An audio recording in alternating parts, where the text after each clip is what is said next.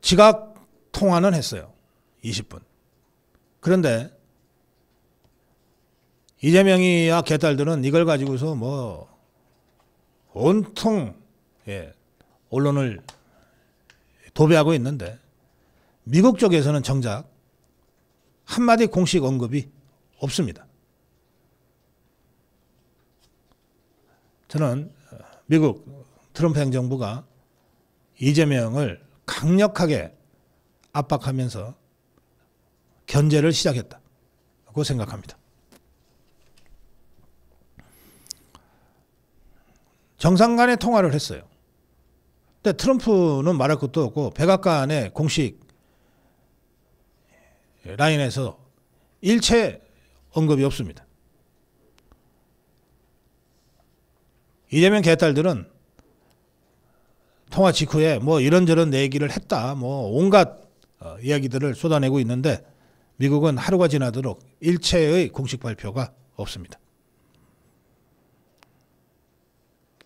미국 측의 어떤 성명도 어떤 보도자료도 어떤 대변인의 브리핑 발언도 SNS를 통한 발표도 없었습니다. 트럼프는 그동안 주요 국가 정상간의 통화를 직접 SNS를 통해서 설명을 해왔어요. 시진핑, 푸틴과의 통화 결과는 통화 직후에 상세히 공개를 했어요. 또 우리나라와의 최근 관계에서 보면 트럼프가 지난 4월 8일 윤석열 대통령 탄핵당하고 얼마 있다가 당시 한독수 권한대행하고 통화하지 않았습니까? 그리고 나서 트럼프가 직접 SNS에 썼어요. 한국에 제공하는 대규모 군사 보호에 대한 비용 지불을 논의했다. 그러면서 당시에 트럼프가 한독수한테 출마하냐? 이렇게까지 물어봤다. 그런 얘기를 미국 쪽에서도 하고 한독수 쪽에서도 언론에다가 확인을 해줬어요. 근데 권한대행하고도 이 정도로 하는데 미국이 관심 갖지 않는 무슨 조그마한 소국입니까? 얼마나 중요한 나라입니까? 유일한 혈맹국가인 한국에 뭐 새로 권력 잡은 자하고 20분간 통화를 했는데 트럼프가 일체 얘기를 하지 않고 있어요. 백악관에서도 일체 공식 입장이 나오지 않고 있어요. 뭔가 매우 심각한 한미관계 상황이다. 이렇게 우리가 합리적으로 추론하지 않을 수 없는 상황입니다.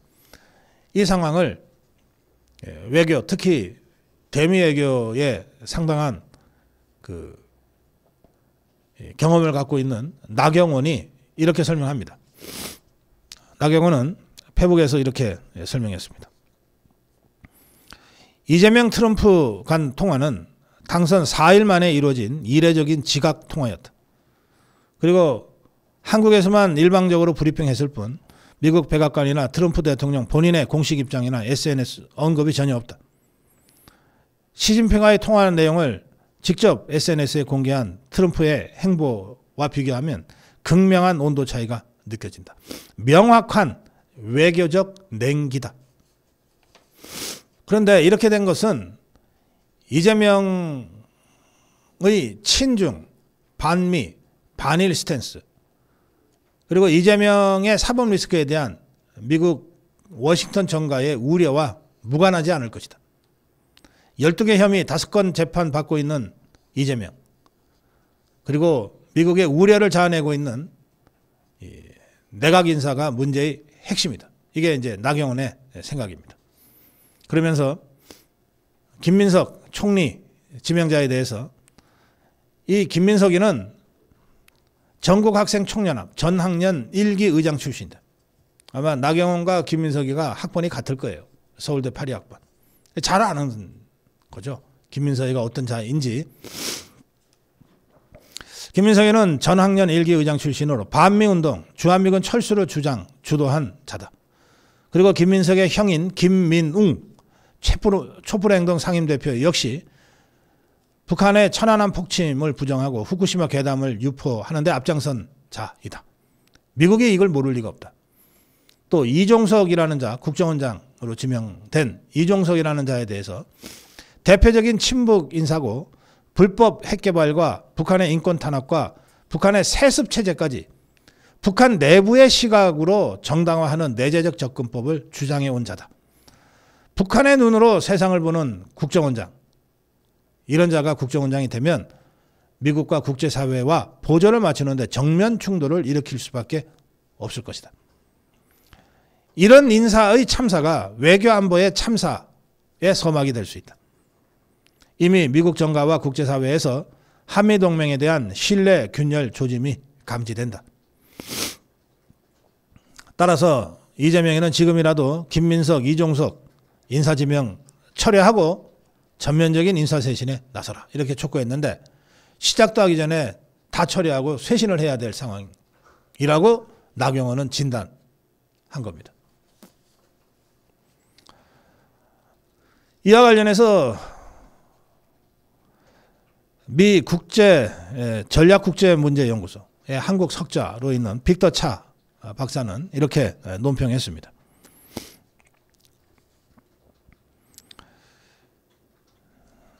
예, 3일 대선이 이재명이가 이기는 걸로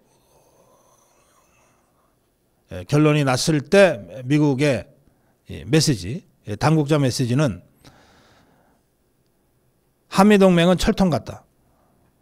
그러면서 정말 이례적으로 중국 얘기를 했거든요. 전 세계 민주주의 국가에 대한 중국의 간섭과 영향력 행사를 우려하고 반대한다. 동맹국가의 대통령 선출 관련 메시지에서 제3국인 중국을 언급한 것은 이건 뭐 진짜 처음 있는 일이다. 정말 이례적이다. 이런 반응이 당시에도 나왔습니다. 빅터 차 석자는 그러면서 트럼프 행정부가 이재명에게 기존의 한국 입장, 윤석열 대통령이 어렵게 복원한 한미 동맹 그리고 한미일 삼각안보 체제, 이거 훼손하지 말고 후퇴하지 말라고 하는 메시지를 이재명이한테 전한 것이다. 이렇게 해석했습니다. 빅터 차 석자는 트럼프 정부는 아시아 내 미군의 태세를 재조정하는 과정에서 주한미군의 전략적 유연성, 한반도에 주둔하지만 필요하면 언제든지 대만 작전이라든지 중국을 견제하는 다른 작전으로 배치할 수 있다라고 하는 전략적 유연성입니다. 이걸 이미 전제로 깔고 있다. 한국은 주한미군의 전략적 유연성 문제에 대해서 어떤 입장을 가질지 고민해야 한다. 트럼프 행정부가 주한미군 역할 재조정에 나서는 것은 거스를 수 없는 흐름이다. 이에 대해서 한국이 빨리 국익적 관점에서 입장을 가져야 한다는 뜻이다. 한국의 새 정부가 이 전략적 유연성을 거부할 경우에 트럼프 대통령은 한국을 무임승차자로 간주하고 보복 조치에 나설 가능성이 있다. 이는 자칫 잘못하면 주한미군의 전면 철수로 이어질 수도 있다. 한국 등 미국 동맹국들이 안보 보장은 미국으로부터 받고, 그러니까 안보에 무임 편성하는 겁니다. 경제는 중국하고 하고, 이런 식의 안미 경중, 안보는 미국, 경제는 중국이라고 하는 이런 외교 정책은 이미 피트 헤그세스 미 국방장관이 강력하게 비판한 바가 있습니다. 대선 전에. 그런데 이 피트 헤그세스의 이 주장은 트럼프 행정부에 몸담고 있는 누구하고 얘기해도 똑같은 얘기를 듣게 될 것이다. 따라서 이재명이와 개딸 정권의 이 딜레마는 어떤 거냐면, 트럼프 정부와 적극적으로 뭔가 협상을 해서 이 문제들을 풀려면 상당한 양보를 안 할 수 없는데, 양보하기 싫어서 시간을 끌면 눈치 본다고 해서 더 큰 보복을 받을 가능성이 있다. 그런데 이재명이는 대선 토론에서 뭐 그렇게 급하게 할 거 있냐, 천천히 하겠다 라고 이미 시간을 끌면서 눈치 보겠다고 하는 입장을 후보 TV 토론에서 한 바가 있어요.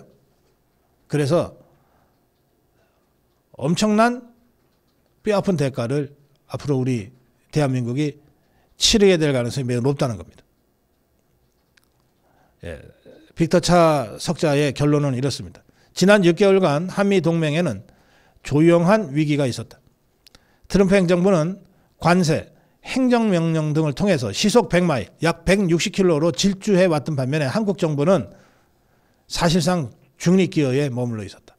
거기에다가 권력을 장악한 이재명이는 천천히 해야 된다고까지 얘기했다. 한미 관계가 매우 심각한 위기 국면으로 돌입할 수 있다고 하는 여러 가지 부정적 징후들이 있다. 이것에 어떻게 대처해야 될 것인가. 이 문제를 이재명 개딸 권력들한테만 맡겨둘 수는 없습니다. 왜? 이건 대한민국의 생존과 직결된 것이고 우리 자유파 국민들의 안위와도 직결되어 있는 문제이기 때문에 그렇습니다. 이 문제와 관련된 우리 자유파 국민들의 깊은 성찰과 필요한 행동들이 요구된다고 생각합니다. 정론 일침이었습니다.